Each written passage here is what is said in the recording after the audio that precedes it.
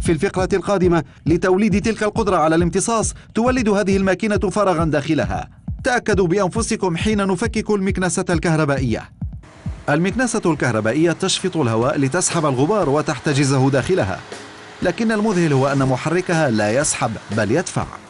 في الحقيقة يدفع المحرك الهواء خارج المكنسة ويولد فراغا داخلها، ويولد هذا الفراغ القدرة على السحب.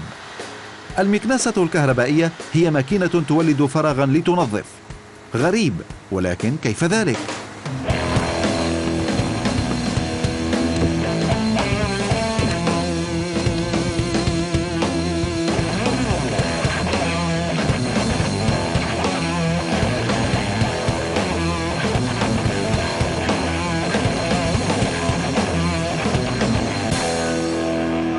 هذا ما نحتاج إليه لنسحب القذارة. هذا رأس الفوهة حيث يدخل الهواء الغبار والأوساخ إلى الآلة. هذا هو القضيب المتداخل، والمكنسة حيث تمر عبرها الكهرباء. يوجه الخرطوم المرن الغبار والأوساخ إلى الداخل.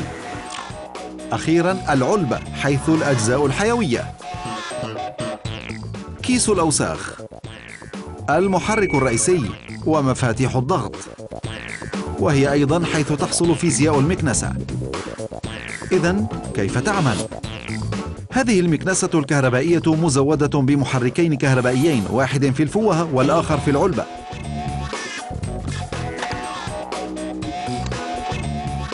يدير محرك الفوهة الفراشي الدوارة. هذا هو الساكن، داخله يدور الدوار عند سريان التيار الكهربائي. الساكن والدوار مصنوعان من ملفات من أسلاك نحاسية. يحول التيار الكهربائي هذه الملفات إلى مغانط كهربائية. عملية الجذب والتنافر لهذين المغناطيسين الكهربائيين تجعل المحرك يعمل. لبلوغ محرك الفوهة ينبغي أن تتبع الكهرباء مسارا مبدعا.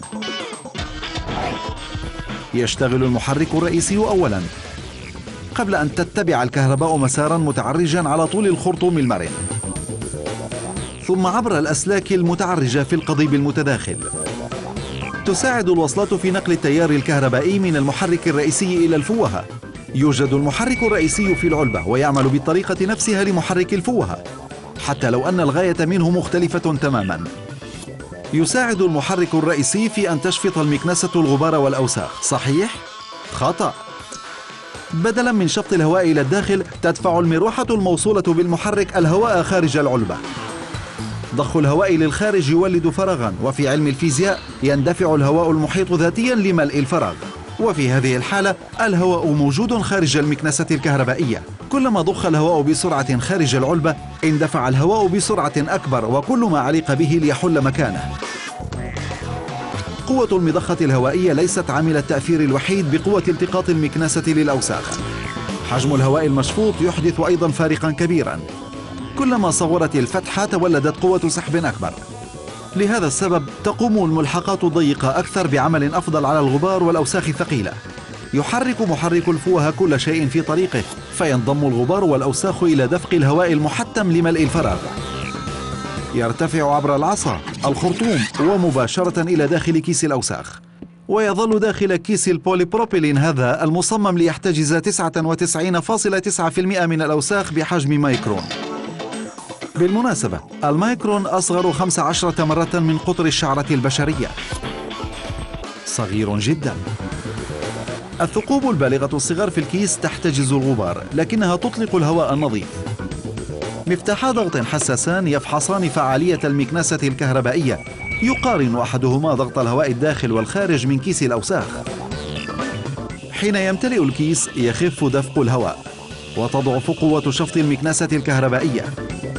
وهكذا حين يلحظ فرقا بين الدفق الداخلي والخارج يضيء الضوء. حان وقت تغيير الكيس. يقارن المفتاح الآخر ضغط الهواء الداخل والخارج من الفلتر الموجود في قسم المحرك. حين يصبح الفارق كبيرا يضيء ضوء. حان وقت تغيير الفلتر. بعدما تم ذلك أصبحت المكنسة جاهزة للمزيد من العمل. وطالما يستمر المحرك الرئيسي بدفع الهواء للخارج، ستفعل المكنسة كل شيء لملء الفراغ بالهواء، الغبار والأوساخ. تستخدم المكنسة الكهربائية مفعول السحب لتملأ الفراغ وتقوم بالتنظيف.